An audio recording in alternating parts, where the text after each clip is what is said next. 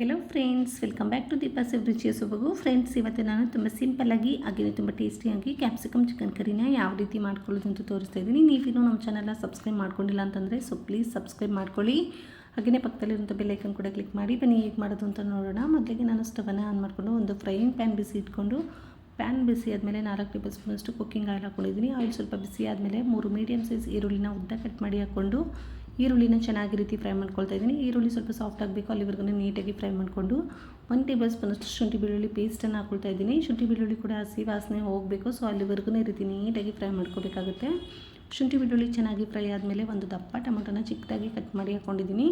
Tomato ಕೂಡ ನಮಗೆ soft ಆಗಬೇಕು, ಸೊ ಅಲ್ಲಿವರೆಗೂ ಈ ರೀತಿ ನೀಟಾಗಿ ಫ್ರೈ ಮಾಡಿಕೊಂಡು ಟೊಮೊಟೊ ಚೆನ್ನಾಗಿ ಸಾಫ್ಟ್ ಆದಮೇಲೆ ತೊಳೆದಿಟ್ಕೊಂಡಿರುವಂಥ ಚಿಕನ್ ಹಾಕೋತಾ ಇದ್ದೀನಿ. ಹಾಗೆಯೇ ರುಚಿಗೆ ತಕ್ಕಷ್ಟು ಉಪ್ಪು, 1/4 ಟೇಬಲ್ ಸ್ಪೂನಷ್ಟು ಅರಿಶಿನ ಪುಡಿನ ಹಾಕ್ಕೊಂಡು ಚಿಕನನ್ನು ಚೆನ್ನಾಗಿ ರೀತಿ ಫ್ರೈ ಮಾಡ್ಕೊಳ್ತಾ ಇದ್ದೀನಿ. ಸೊ ಒಂದು 2 ನಿಮಿಷನಾದರೂ ನಾವು ಈ ಚಿಕನನ್ನು ಚೆನ್ನಾಗಿ ರೀತಿ ಫ್ರೈ ಮಾಡ್ಕೋಬೇಕಾಗುತ್ತೆ.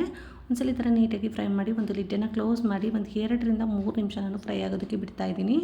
ನೋಡಿ, ಒಂದು 2 ನಿಮಿಷ ಆಗಿದೆ. ಚಿಕನ್ ಕೂಡ ಚೆನ್ನಾಗಿ ನೀರನ್ನು ಬಿಟ್ಕೊಳ್ತಾ ಇದೆ. ಸೊ ಇವಾಗ ಒಂದ್ಸಲ ಈ ಥರ ನೀಟಾಗಿ ಮಿಕ್ಸ್ ಮಾಡಿ ನಾನು ಮತ್ತೆ ಲಿಡ್ಡನ್ನು ಕ್ಲೋಸ್ ಮಾಡಿ ಮತ್ತೆ ಫ್ರೈ ಆಗೋದಕ್ಕೆ ಬಿಡ್ತಾ ಇದ್ದೀನಿ. ಒಂದು 2 ನಿಮಿಷ ಫ್ರೈ ಮಾಡಿಕೊಂಡ್ರೆ ಸಾಕು. ನೋಡಿ, ಇವಾಗ ಚಿಕನ್ ಕೂಡ ಆಲ್ಮೋಸ್ಟ್ ಚಿಕನಲ್ಲಿರೋ ನೀರೆಲ್ಲ ಚೆನ್ನಾಗಿ ಬಿಟ್ಕೊಂಡಿದೆ. ಸೊ ಈ ನೀರೆಲ್ಲ ಸ್ವಲ್ಪ ಡ್ರೈ ಆಗೋವರೆಗೂ ಫ್ರೈ ಮಾಡಿಕೊಂಡು ಒಂದು ದಪ್ಪ ಕ್ಯಾಪ್ಸಿಕಮ್ನ ಚಿಕ್ಕದಾಗಿ ಕಟ್ ಮಾಡಿ ಹಾಕ್ಕೊಂಡಿದ್ದೀನಿ. ಕ್ಯಾಪ್ಸಿಕಮ್ ಹಾಕ್ಕೊಂಡು ಚೆನ್ನಾಗಿ ರೀತಿ ಮಿಕ್ಸ್ ಮಾಡ್ಕೋಬೇಕಾಗುತ್ತೆ. ಒಂದ್ಸಲ ಈ ಥರ ನೀಟಾಗಿ ಮಿಕ್ಸ್ ಮಾಡಿಕೊಂಡು ನಾವು ಒಂದು ಲಿಡ್ಡನ್ನು ಕ್ಲೋಸ್ ಮಾಡಿ ನಾನು ಒಂದು 2 ನಿಮಿಷ ಫ್ರೈ ಆಗೋದಕ್ಕೆ ಬಿಡ್ತಾ ಇದ್ದೀನಿ. ನೋಡಿ, ಒಂದು 2 ನಿಮಿಷ ಆಗಿದೆ. ಚಿಕನ್ ಕೂಡ ಚೆನ್ನಾಗಿ ಫ್ರೈ ಆಗ್ತಾ ಇದೆ. ಇವಾಗ ನೀವು ನೋಡ್ತಾ ಇರ್ಬೋದು, ತುಂಬಾ ಚೆನ್ನಾಗಿ ಆಗ್ತಾಯಿದೆ.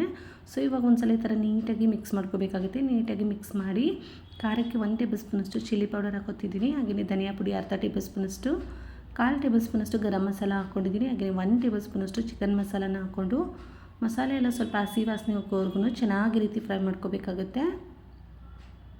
ಮಸಾಲೆ ಎಲ್ಲ ಚೆನ್ನಾಗಿ ರೀತಿ ನೀಟಾಗಿ ಫ್ರೈ ಆದಮೇಲೆ ನಾನು ಅರ್ಧ ಗ್ಲಾಸಷ್ಟು ನೀರನ್ನು ಸೇರಿಸ್ಕೊಳ್ತಾ ಇದ್ದೀನಿ. ನಿಮಗೆ ಎಷ್ಟು ಗಟ್ಟಿಯಾಗಿ ಬೇಕು ನೋಡಿಕೊಂಡು ಗ್ರೇವಿ ನೀರನ್ನು ಸೇರಿಸ್ಕೊಳ್ಳಿ. ಸೊ ಒಂದು ಅರ್ಧ ಗ್ಲಾಸಷ್ಟು ನೀರನ್ನು ಸೇರಿಸ್ಕೊಂಡು ಒಂದ್ಸಲ ಈ ಥರ ನೀಟಾಗಿ ಮಿಕ್ಸ್ ಮಾಡಿ ನಾನು ಲಿಡ್ಡನ್ನು ಕ್ಲೋಸ್ ಮಾಡಿ ಒಂದು 5 ನಿಮಿಷ ಫ್ರೈ ಆಗೋದಕ್ಕೆ ಬಿಡ್ತಾ ಇದ್ದೀನಿ. ನೋಡಿ, ಒಂದು 5 ನಿಮಿಷ ಆಗಿದೆ. ಎಷ್ಟು ಚೆನ್ನಾಗಿ ರೆಡಿ ಆಗ್ತಾಯಿದೆ ಕ್ಯಾಪ್ಸಿಕಮ್ ಚಿಕನ್ ಕರಿ, ನೀವು ನೋಡ್ತಾ ಇರ್ಬೋದು, ತುಂಬಾ ಚೆನ್ನಾಗಿ ಆಗ್ತಾಯಿದೆ. ಸೊ ಒಂದ್ಸಲ ಈ ಥರ ನೀಟಾಗಿ ಮಿಕ್ಸ್ ಮಾಡಿ ಮತ್ತೆ ಲಿಡ್ಡನ್ನು ಕ್ಲೋಸ್ ಮಾಡಿ ಒಂದು 2 ರಿಂದ 3 ನಿಮಿಷ ಫ್ರೈ ಆಗೋದಕ್ಕೆ ಬಿಡ್ತಾ ಇದ್ದೀನಿ. ನೋಡಿ, ಒಂದು 2 ನಿಮಿಷ ಆಗಿದೆ. ಚಿಕನ್ ಕೂಡ ಚೆನ್ನಾಗಿ ಎಣ್ಣೆನ ಬಿಟ್ಕೊಳ್ತಾ ಇದೆ, ನೀವು ನೋಡ್ತಾ ಇರ್ಬೋದು. ತುಂಬಾ ಚೆನ್ನಾಗಿ ಆಗ್ತಾಯಿದೆ ಕ್ಯಾಪ್ಸಿಕಮ್ ಚಿಕನ್ ಕರಿ. ಸೊ ಇವಾಗ ಒಂದ್ಸಲ ಮಿಕ್ಸ್ ಮಾಡಿ ಕೊನೆಯಲ್ಲಿ ಸ್ವಲ್ಪ ಕೊತ್ತಂಬರಿ ಸೊಪ್ಪನ್ನು ಚಿಕ್ಕದಾಗಿ ಕಟ್ ಮಾಡಿ ಹಾಕ್ಕೊಂಡು ಒಂದ್ಸಲ ಈ ಥರ ನೀಟಾಗಿ ಮಿಕ್ಸ್ ಮಾಡ್ಕೊಂಬಿಟ್ರೆ ಸಾಕು, ನಮಗೆ ಸಖತ್ ಟೇಸ್ಟಿಯಾಗಿರುವಂತಹ ಕ್ಯಾಪ್ಸಿಕಮ್ ಚಿಕನ್ ಕರಿ ರೆಡಿ ಆಗಿಬಿಡುತ್ತೆ.